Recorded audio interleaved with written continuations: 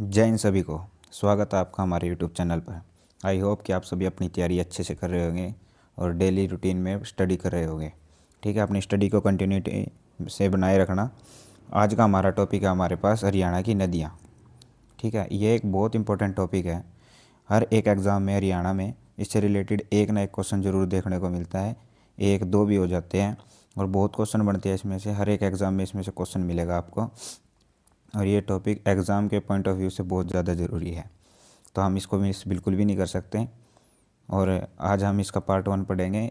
इसको मैंने 2-3 पार्टों में डिवाइड कर दिया है, जिससे कंसाइज वे में वीडियो बने और आप भी अच्छे से देख पाओ, बोर भी ना हो और जल्दी से जल्दी आपका टॉपिक भी कवर हो जाए। ठीक है, अगर आप चैनल पर नए हो तो सब्सक्राइब ज़रूर कर ले और लास्ट में वीडियो अच्छी लगे, क्लास अच्छी लगे आपको तो लाइक ज़रूर करें और कमेंट भी करें अगर आपका कोई टॉपिक चाहते हो कि उसके बारे में भी हम वीडियो बनाएं। और सब्सक्राइब ज़रूर कर ले क्योंकि हम अपडेट भी देते रहते हैं इस पर, गवर्नमेंट जॉब से रिलेटेड, चाहे वो एसएससी हो, चाहे एचएसएससी हो या डीटी प्लस भी कोई भी हो, उसका हम अपडेट अपने चैनल पर डालते रहते हैं। ठीक है भाई, तो चलो क्लास शुरू करते हैं। टॉपिक को शुरू करते हैं। टॉपिक है हरियाणा की नदियाँ। ठीक है, हरियाणा की नदियाँ या फिर हम इसे हरियाणा का अपवाह तंत्र भी कह सकते हैं, जैसे ड्रेनिंग सिस्टम ऑफ हरियाणा। इसको हमने मोस्टली हरियाणा के ड्रेनिंग सिस्टम को हमने 2 भागों में बांटा है। ठीक है, एक तो उत्तर हरियाणा अपवाह तंत्र और एक दक्षिण हरियाणा अपवाह तंत्र। ठीक है, 2 तरीक़ों से हमने अपने हरियाणा को बांटा है। हरियाणा की नदियों को जो बांटा है 2 भागों में बांटा है। किस तरीके से? उत्तर हरियाणा अपवाह तंत्र और दक्षिण हरियाणा अपवाह तंत्र। तो हम उत्तर हरियाणा अपवाह तंत्र की बात करें तो इसमें हमारे पास ये वाली नदियाँ आएगी, जो कि है यमुना नदी, कौशल्या नदी, गग्गर गग्गर को हकरा नदी भी कहा जाता है, मारकंडा नदी, चेतांग नदी, टांगरी नदी या डांगरी नदी। टांगरी को डांगरी नदी भी कहा जाता है। और हम दक्षिण हरियाणा में बात करें तो हमारे पास है साहिबी नदी, इंदौरी नदी, कृष्णावती नदी और दोहन नदी।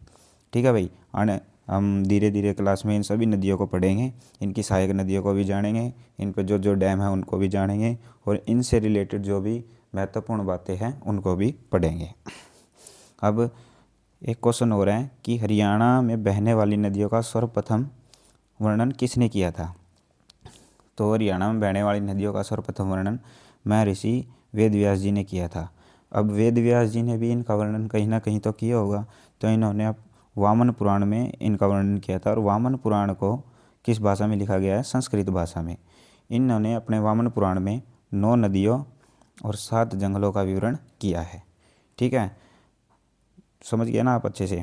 हरियाणा के अपवाह तंत्र को कितने भागों में बांटा गया है? 2 भागों में।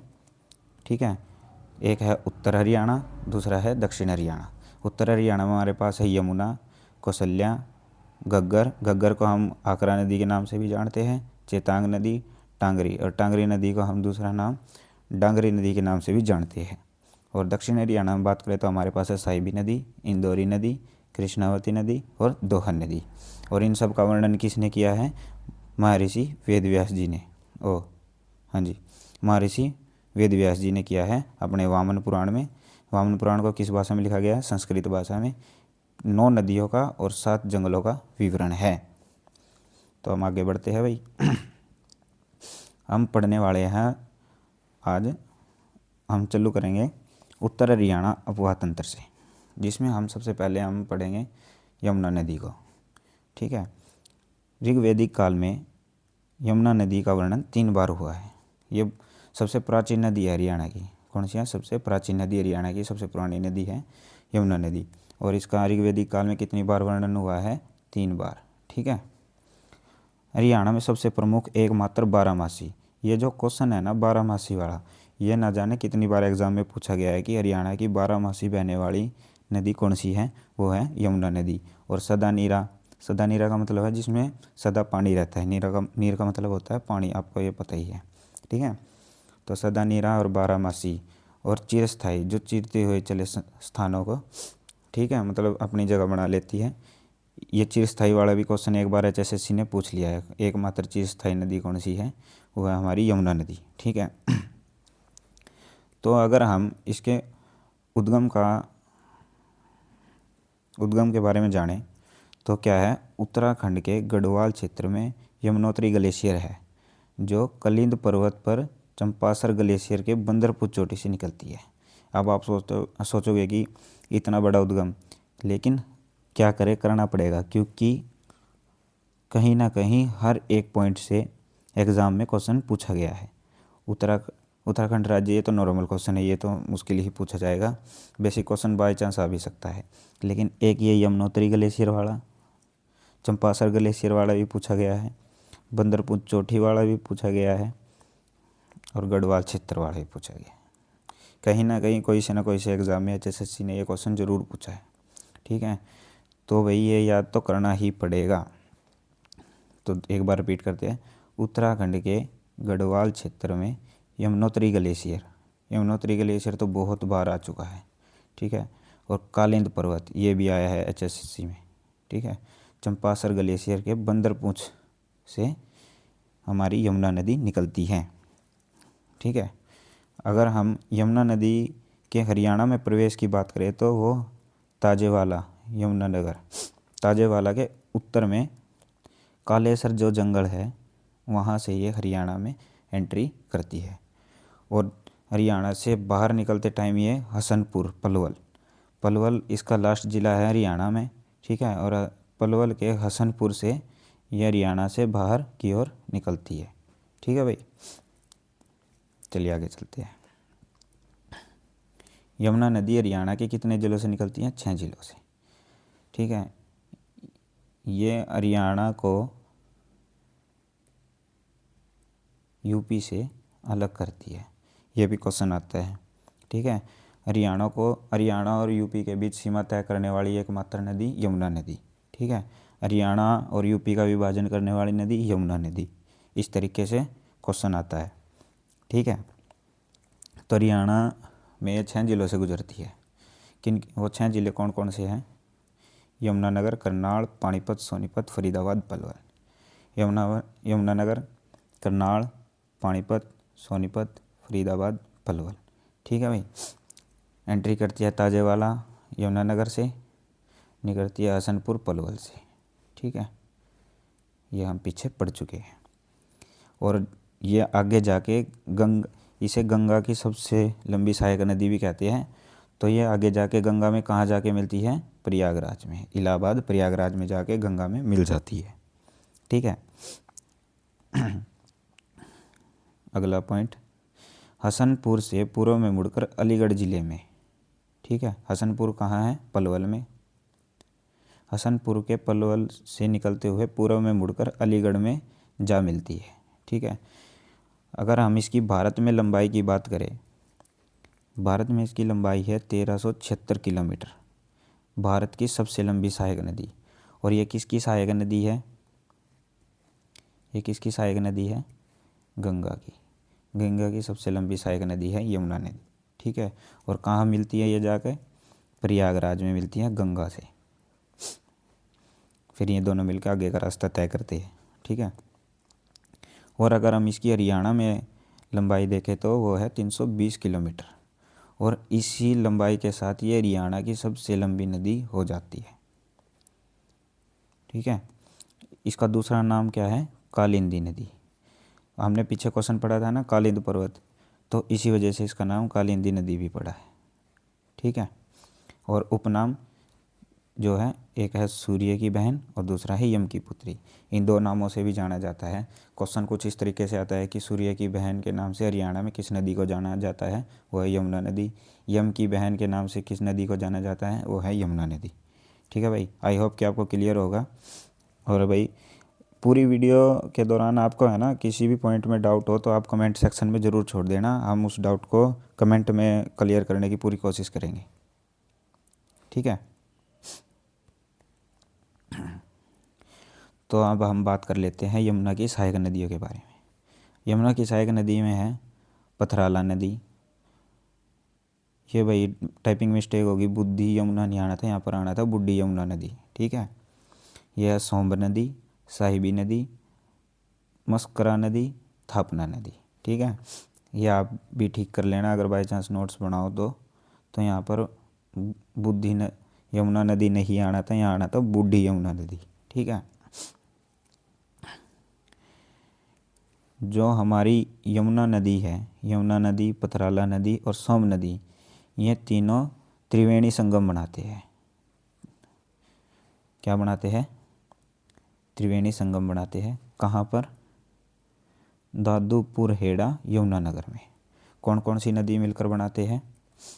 यमुना नदी, पथराला नदी और सोम नदी, YPS मिलकर क्या बनाते हैं? त्रिवेणी संगम। कहाँ बनाते हैं?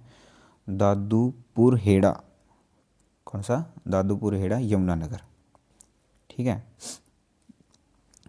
जो सोम नदी है, यमुना की सहायक नदी सोम नदी, सोम नदी पर एक बांध है, चौक बांध। चौक बांध एक कच्चा बांध टाइप होता है जो मिट्टी का बना होता है। ठीक है, इसमें आपको सोम नदी से रिलेटेड आपको ये बात याद रखनी है। और अगर आगे हम बात करें, जो यमुना की सहायक नदी है थापना, थापना की हरियाणा में जो लंबाई है वो है 15 किलोमीटर। कितनी किलोमीटर है? 15 किलोमीटर। ठीक है, और जो थापना का उद्गम है वो शिवालिक तलहटी यमुनानगर से है। जिस तलहटी क्या होता है? जो पहाड़ का निचला एरिया होता है ना, पैर वाला एरिया, उसे तलहटी कहते हैं। वहाँ यमुनानगर से निकलती है। और यमुना नदी में कहाँ जाकर मिलती है ये? कनालसी के गांव के निकट यमुना नदी में मिल जाती है। कनालसी के गांव के निकट यमुना नदी में मिल जाती है ये जाकर। ये सहायक नदी है तो मतलब ये यमुना में ही मिलेगी ना, आगे बढ़ाने में इसकी सहायता करेगी, अपना पानी इसमें गिराकर। ठीक है, और इसमें एक प्रसिद्ध मछली पाई जाती है, प्रसिद्ध प्रजाति है जो मछलियों की, वो महासीर मछली। ये बहुत कम पाई जाती है पूरे विश्व में, और ये एक प्रजाति मछलियों की जो है अब इस थापना नदी में पाई जाती है। चलो भाई आगे बढ़ते हैं। अब हम यमुना नदी पर बनने वाले बांधों के बारे में बात कर लेते हैं। यमुना नदी पर बने बांध, इसमें सबसे पहले आता है ताजेवाला बांध। ताजेवाले का निर्माण हुआ था 1873 ईस्वी में। ताजेवाला गांव यमुना नदी पर। ताजेवाला आपको पता है ना कहाँ पर है? यमुनानगर में है। ठीक है, और ताजेवाला गांव यमुनानगर में ताजेवाला बांध बना था किस नदी पर? यमुना नदी पर। ठीक है, 1970 में बंसीलाल सरकार के समय बांध बदलने की योजना बनाई गई, क्योंकि ये बांध पुराना हो चुका था, बहुत ज़्यादा पुराना था, अंग्रेज़ों के टाइम में बना था। तो इसमें बहुत सारी कमियां दिखाई दे रही थी जो नुकसान का कारण बन सकती थी। तो इसको बदलने की योजना बनी। 1994 में भजनलाल सरकार के समय बैराज का उद्घाटन हुआ। ठीक है, ये जो ताजेवाला बांध है आगे जाके हथनीकुंड बैराज में बदल जाएगा। ये बैराज का उद्घाटन किया गया। ठीक है, इससे पहले हम एक छोटा सा क्वेश्चन देख लेते हैं, जो है ताजेवाले गांव को किस नाम से जाना जाता है? The hidden paradise of Haryana, छिपा हुआ स्वर्ग। ये क्वेश्चन भी आ सकता है कि हरियाणा में छिपा हुआ स्वर्ग किसे कहा जाता है? तो ताजेवाले गांव को कहा जाता है, क्योंकि इसके आसपास वहाँ पर अच्छे खासे वन है नदी की वजह से, और अच्छा मन लगने वाला नेचर है, तो इसलिए वहाँ इसे स्वर्ग कहा जाता है। और छिपा हुआ स्वर्ग है मतलब कि कम ही लोग वहाँ गए हैं। ठीक है, तो मतलब आप एक क्वेश्चन के तौर पर इसे याद जरूर कर लेना कि हरियाणा में छिपा हुआ स्वर्ग, the hidden paradise of Haryana के नाम से किसे जाना जाता है? ताजेवाला गांव को। तो हम बात कर रहे थे कि ताजेवाला बांध को किस में ट्रांसफ़र कर दिया गया? हथनीकुंड बैराज में। हथनीकुंड बैराज को किस नाम से जाना जाता है? मछुआरों के स्वर्ग के नाम से जाना जाता है। यह क्वेश्चन भी आया है HSSC में कि हरियाणा में मछुआरों के स्वर्ग के नाम से किसे जाना जाता है? हथनीकुंड बैराज को। ठीक है, इसका निर्माण कार्य शुरू हुआ 1996 में। ठीक है, निर्माण कार्य शुरू हुआ 1996 में और निर्माण कार्य पूरा हुआ 1999 में। और इसमें पानी छोड़ा गया या फिर इसका कार्य शुरू कर दिया गया, इसमें काम करना शुरू कर दिया गया है, वो है 2002 में। ये क्वेश्चन एक बार जरूर पूछा गया था। हथनी कुंड बैराज में कार्य या काम होना कब स्टार्ट हो गया था, मतलब पानी छोड़ दिया गया था, वो है 2002। ठीक है। मछुआरों का स्वर्ग किसे कहा जाता है? हथनी कुंड बैराज को। और भाई अंग्रेजों द्वारा बनाया गया कौन सा बैराज है? ताजेवाड़ा बैराज, बांध भी कह सकते हैं आप। ठीक है। छिपा हुआ स्वर्ग है ताजेवाला गांव। ठीक है भाई।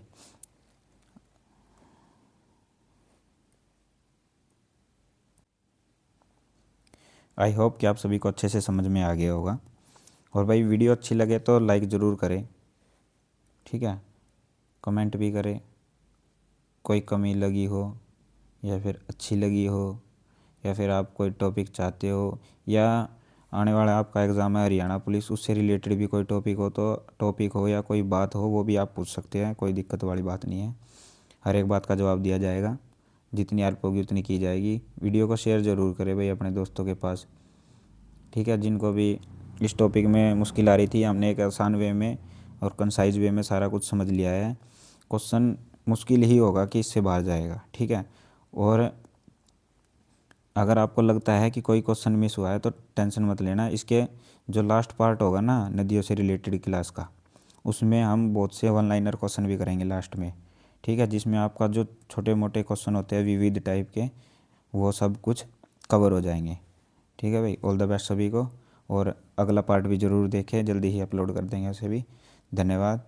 बेस्ट ऑफ लक आपके आने वाले एग्ज़ाम के लिए। जय हिंद।